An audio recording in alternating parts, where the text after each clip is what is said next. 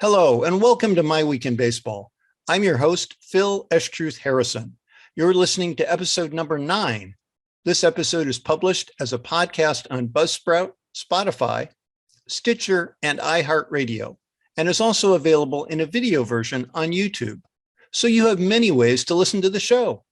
As always, a special shout out to Ari Estruth of Brunjo Productions for the intro music created especially for this show. Learn more at brunjo.com. That's brunjo.com.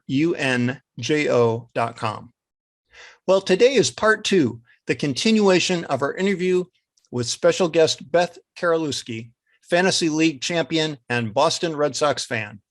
We'll discuss fantasy baseball strategy, the 2013 ALCS with Detroit versus Boston, including David Ortiz's grand slam. Of course, we'll also have a timely Blimerick featuring Rick Porcello, and we'll talk about former Tigers reliever Joel Zumaya and general manager Dave Dombrowski, along with star Red Sox pitcher Chris Sale. We'll pick it up midway through our fantasy baseball discussion. So let's get right back to it. Yeah, it's interesting. So our league is called the East Coast Colliders because it started out east with, I think, mostly Red Sox fans from the greater Boston, New England area. That is correct. And then I'm not sure if some of the people moved to the West Coast or if they just had friends out here, but we now have about half the league lives on the West Coast. We do have a lot on the West Coast. Maybe we should call it the Bi-Coast Colliders. Or the East-West Collider, something like that. But yeah, that's a good one. Yeah, but we do have a lot of people, and that's interesting too with the time zones because you guys, ladies, whoever's out there, there's a lot more West Coast players in the league, I think, because of that. We tend to be more East-centric. Although because I did the auto draft this year, I ended up with 3 or 4 LA Dodgers in my starting lineup. Again, something I never would have done. These are things you ask for, things I don't do. I try not to have too many people on one team.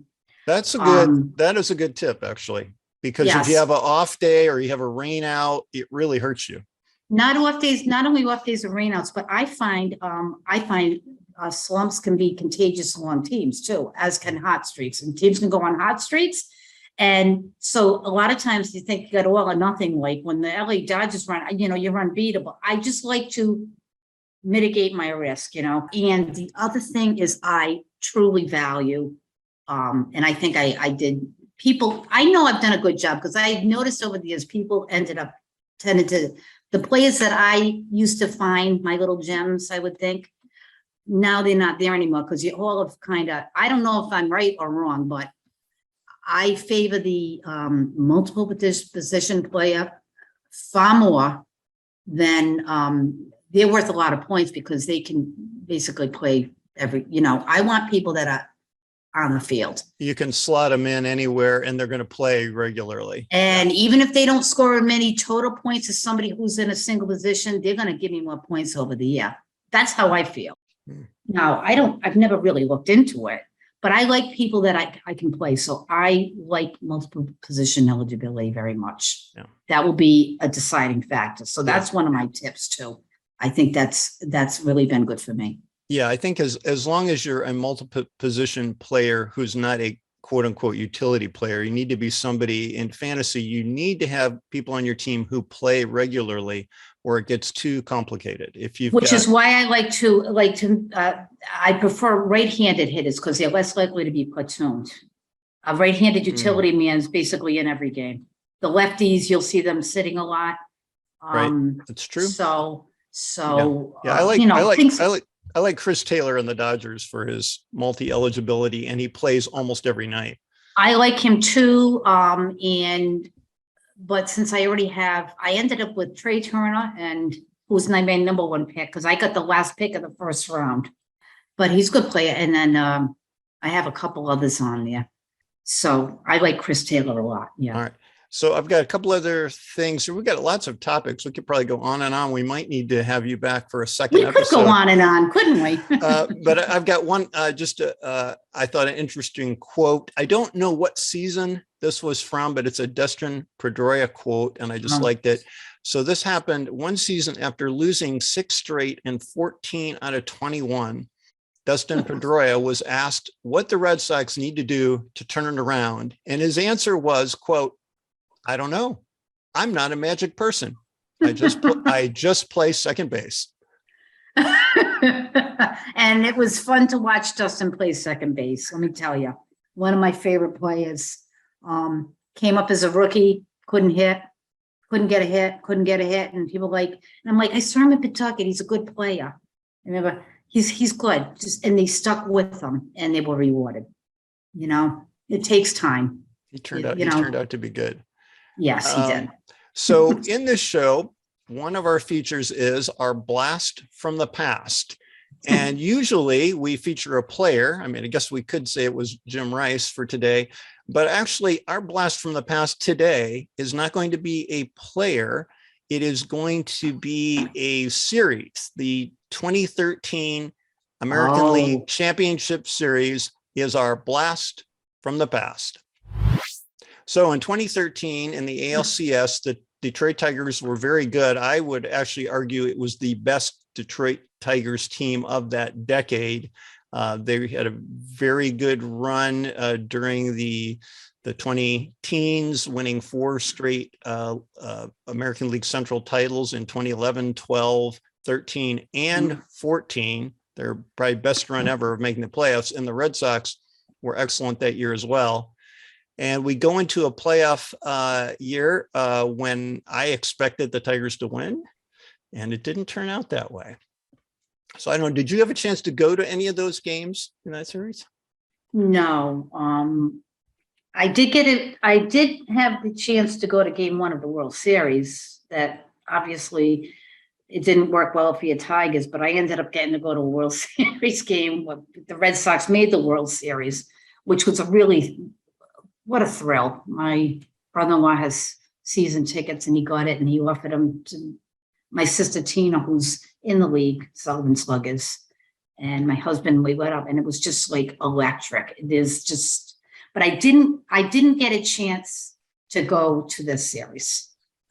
So I was not there. All right, so I'm going to do a quick summary here. Let's see if I can get to the right screen. I have all these.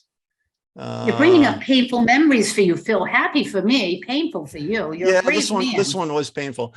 So this was a 2013 AL championship. So the Tigers won. The Tigers had amazing pitching that year. It was 3 Cy Young Award winners, although they hadn't all won at that time. But Verlander, Scherzer, Rick Porcello, and then little known Anibal Sanchez, who was the ERA leader. So it was an awesome rotation, good hitting with Prince Fielder, Victor Martinez, and Miguel Cabrera. Johnny Kralt at short. Just an observation, Anibal Sanchez was a Red Sox player who went in a trade for Hanley Ramirez to Florida. Oh, I'd forgotten that. You knew that little factoid. Yes, he was part of that trade. That one didn't go so well as I remember, but no, it wasn't one of their better trades. That might be a matter. So anyway, this one, the Tigers had great starting pitching, and they really their bullpen really collapsed for them.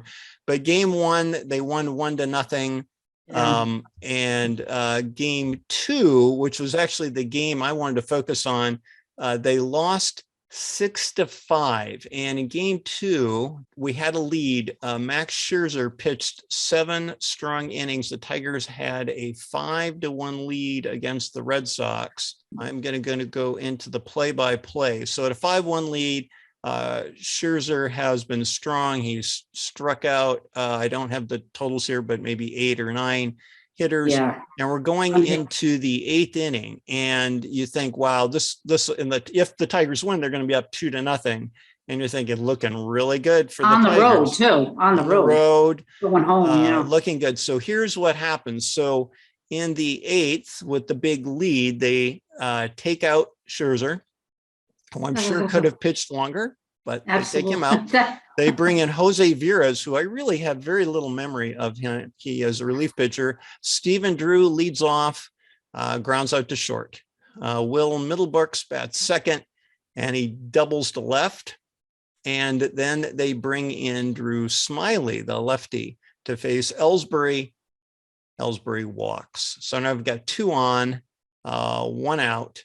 And then Al Albuquerque comes in, who was actually pretty good for Detroit. He was a good Yeah, he strikeout was. pitcher. Yeah. And he strikes out Shane Victorino. So now there's 2 on, 2 outs. Pedroia's up, who we just mentioned. I'm just reading the summary here. He says he singles to right on a ground ball, but they, interesting, with 2 outs, they hold up the runners. I think it's maybe because they're behind so much. So they're behind 5-1.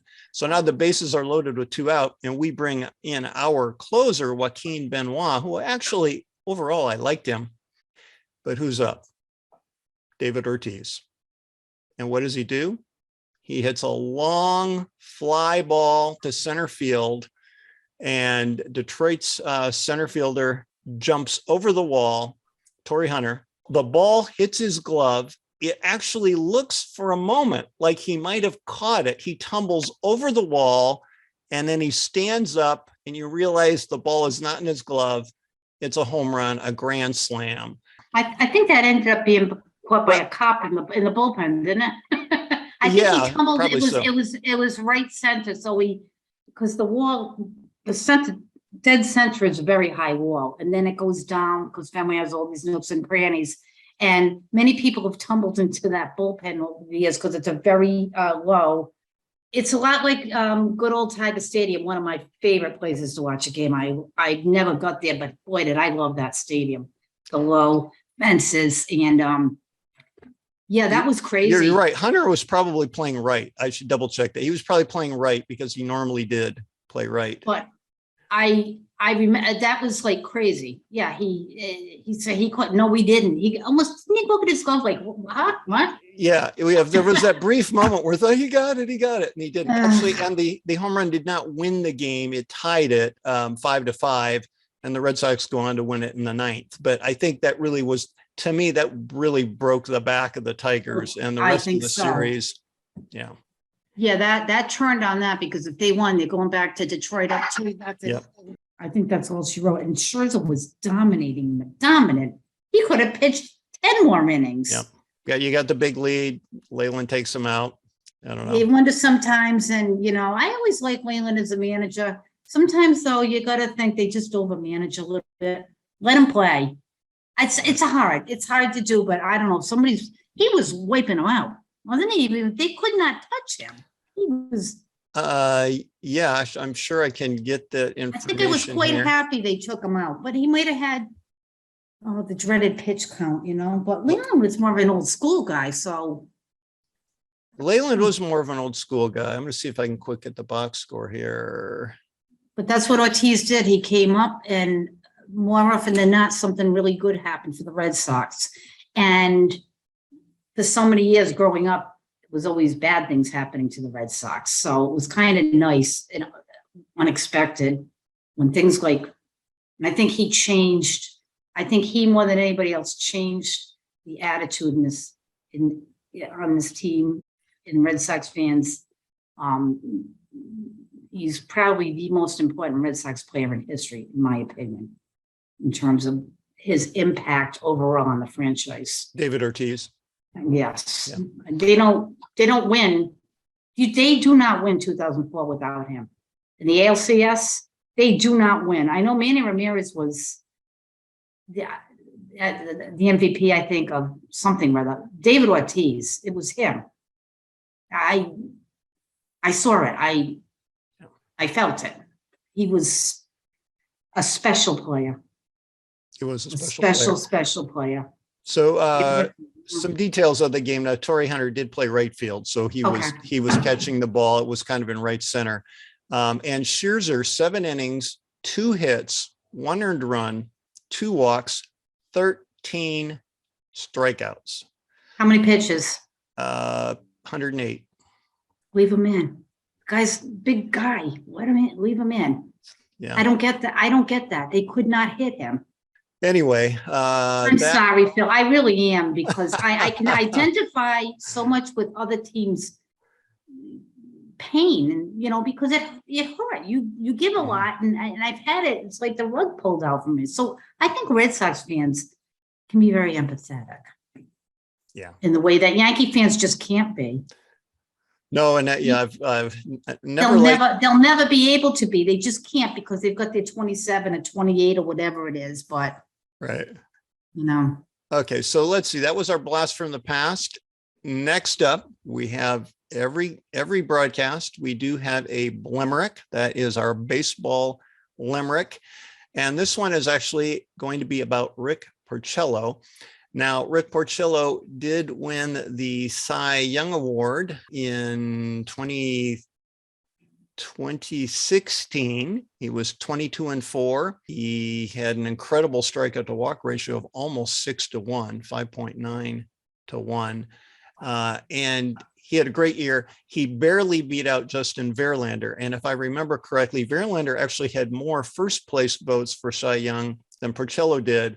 yes. But one writer, I think, left Verlander off his ballot. And so Yes, I Porcello think ended up with more second and third place votes, and they go by like your points accumulated. And so he barely beat Verlander. And he did have a great season. And really, I was looking at their stats. You could have gone either way. The 22 wins, I think, helped. I think Verlander that year only won 16. But Verlander led the league in strikeouts. I voted for Verlander that year as a Red Sox fan. Yeah. I still think, he was again, what's the value of wins? What's the value of wins? Doesn't score. But Porcello won. And the thing about Porcello, and I'm glad he had the great season, and he came up with Detroit as a 20-year-old, and he pitched pretty well, really, overall. The thing about Porcello is that he had a propensity for giving up hits. He gave up almost 10 hits per 9 innings in his career, 9.7 hits per 9. The year he won the Cy Young, it was his best year in hits allowed, fewest hits allowed per 9. But because he gave up so many hits, you'll see that kind of plays into today's Blimerick. So here we go. Blimerick about Rick Porcello. Rick Porcello, he did win the Cy Young, beating Verlander. Oh, how that stung. Oh, impressive his stats. Rick didn't miss many bats. A career year that's over and done. So anyway, congrats, Rick. That was the 1 year. Let's see, what else have we got? Oh gosh, we could go on and on. I think we had one other topic before the broadcast. We thought, you know what? Dave Dombrowski. We should talk about Dave Dombrowski as a general manager for the Tigers during those good years, and then for the Red Sox. And that culminated in the 2018 Red Sox winning. He was still the GM, correct? And then now he's on with Philadelphia. What are your thoughts about Dave Dombrowski? Well, did Detroit win a World Series in those 4 years? No. So Detroit had one mishap after another, didn't they? Yeah, we were in the World Series. He had a guitar hero injury and he couldn't play. Their best reliever wasn't there a guitar hero. Oh, yes. In 2006. So that was actually. That's going back. I just remember that being. It's still Dombrowski, I'm pretty sure, 2006. And that is when. That's right. What is St. Louis. What is his name? Oh, my gosh. Yeah. Hold on. I got to look that one up now. 2006. I mean, what a freak injury, huh? Tigers roster. Oh God, I can't think of his name either. But you're absolutely right. He was playing Guitar Hero in the hotel room and injured his wrist, and then either couldn't pitch or didn't pitch very effectively. He was a real force too. That was a real loss for the Tigers. And he was a rookie, and I'm gonna find him. He's right. Joel Zumaya. And not only that, during that off season, afterwards, he didn't learn. During the off season, he's a major league ball player, right? I could look up how much he made, but he had to at least make the major league minimum. And during the off season, his parents are moving, and he decides to be the moving guy. And as he's unloading boxes from the moving van, a box falls on his shoulder and separates his shoulder, and he misses the next year. Injury after injury for Joel Zumaya. Promising guy, looked like he was going to be our lights out closer for the future, and he really wasn't. He just had that one good year in 2006 when he was 6-3 with a 1.94 ERA, 83 innings, 97 strikeouts. Yeah, he only had one save, but he was really the setup guy. He was like dominant. He was blowing dominant. people away, he's oh yeah. It used to be rare that players would throw over 100 miles an hour. It used to be like, wow, and now it's like, I guess they all do. Yeah, he was one of those players. But so we got a little off topic there, but the Tigers during that era with Dombrowski were in the series twice. 2006, we lost to the St. Louis Cardinals, who were also a wild card team. It was 2 wild card teams in the World Series that year. That was when it was easier to get in because you didn't have to have a 1-game playoff or anything. And then we were in 2012 and lost to the Giants, who were in that sequence where they won every even numbered year. So we pretty much knew who was going in that year. Okay, so Dombrowski. Well, he goes all in. He came in, and the moves he made helped them win the World Series. And to me, that's what you want to do. You want to win the World Series. Why they play the game, right? To win the World Series. But a lot of feeling was he like mortgaged the future. I can see that too, but I think he made some great trades right around the deadline. Really, just little things that didn't seem like a big deal at the time. Everything worked out and I can't remember specific moves. There were a few of them, like people that knew, but they just fit that team. They were just the right player, not big stars or anything, but just the right player. I think after that was the re-signing of Chris Sale. I think really, I still don't understand that one. And I think that's what got him fired. I think they were really, really aggravated because Chris Sale, great pitcher, made of glass.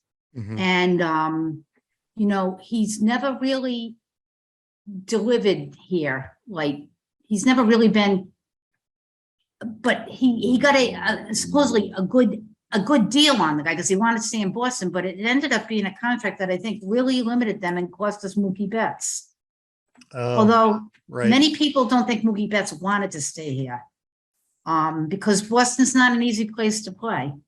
And some players, and they have that right. Back when I started baseball, it was still the reserve clause, and there was no free agency. That team owned you, right? Per se. And so free agency really changed the game a lot, but that's ancient history. So in your opinion, Dembra, it was worth it to win the World Series for mortgaging the future of the team. But the long-term signings weren't so great. That particular signing was really a bad one. Yeah, to me, if the moves didn't work and they didn't win the World Series, then I'd say it was a total failure, but they worked. So, but he got fired. He won the World Series and then got fired. Like I was at the game. I was at the game the night he got fired. I don't remember what night, but I remember there were rumors circulating. He had been fired. And it's like, wow. And I was at Fenway that night. It was very strange. And they didn't even give him the year to finish out. They wanted him. I don't think John Henry was too pleased with the whole thing, Well, it seemed like they had two kind of groups of people running the team. And there was the Dombrowski crowd, but then they had like a parallel position of someone with almost equal power. It was really odd to Yes. And that's the thing with the Red Sox. There's always been kind of the struggle. You have to win now. You're a big market team. They got to put people in the seats. People pay a lot of money to go to Fenway Park. A lot of money.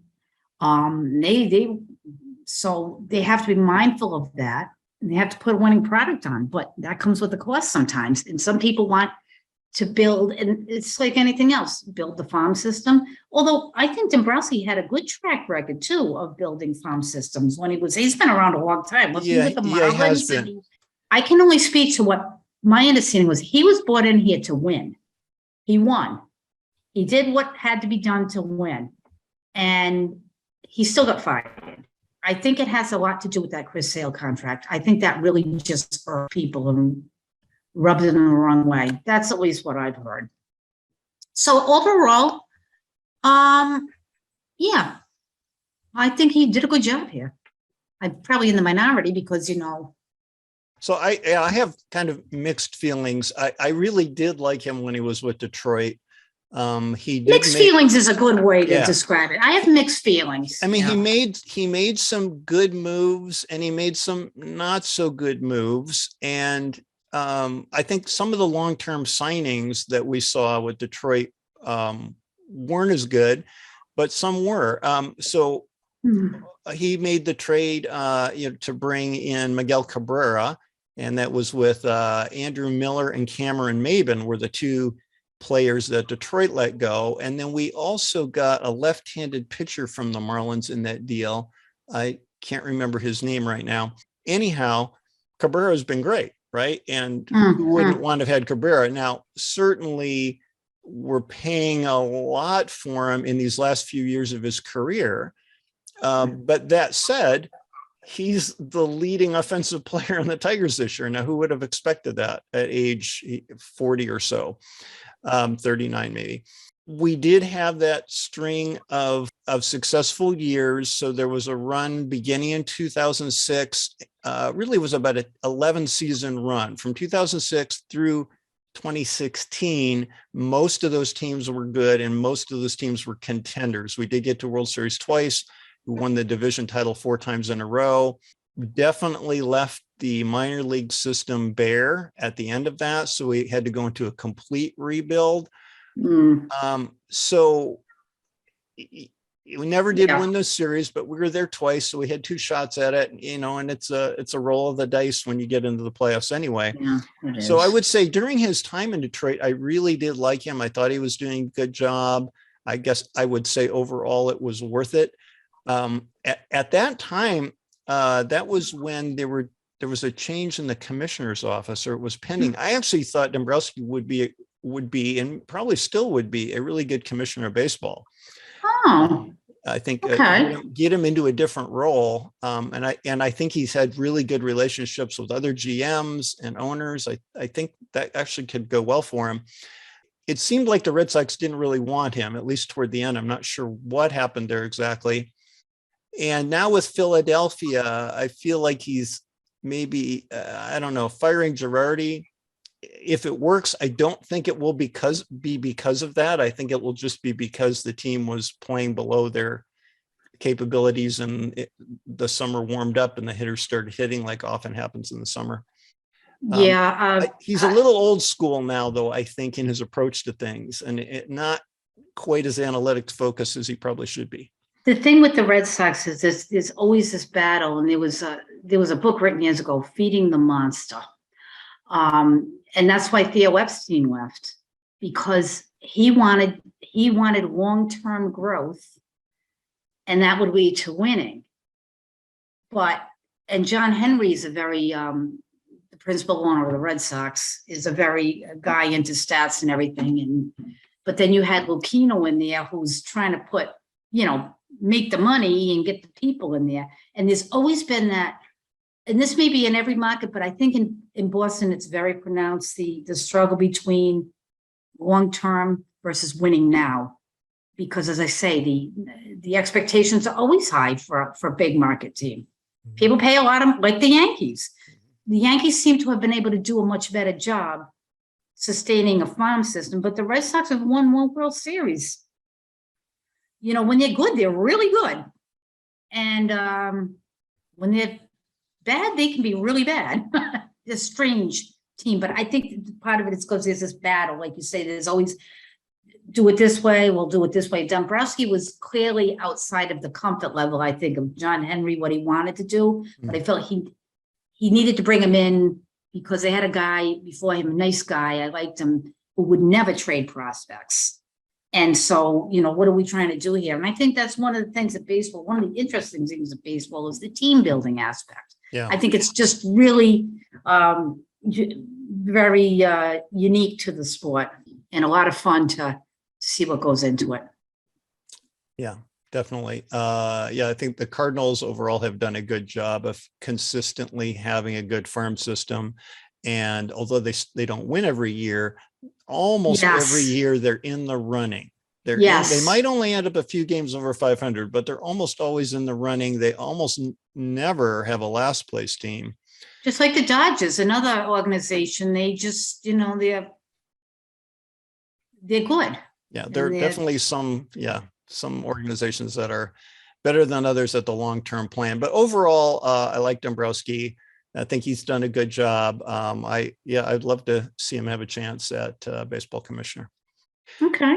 So it's been great talking with you today, Beth. Thanks for being on the show. And thanks for inviting me. I've enjoyed it. I think we could do another session sometime in the future. Well, sounds good to me.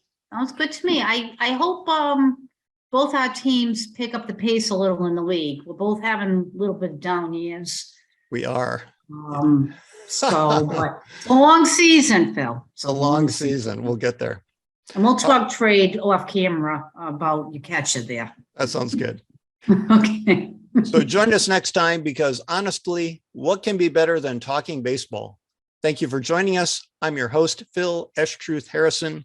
We'll see you next time on My Week in Baseball.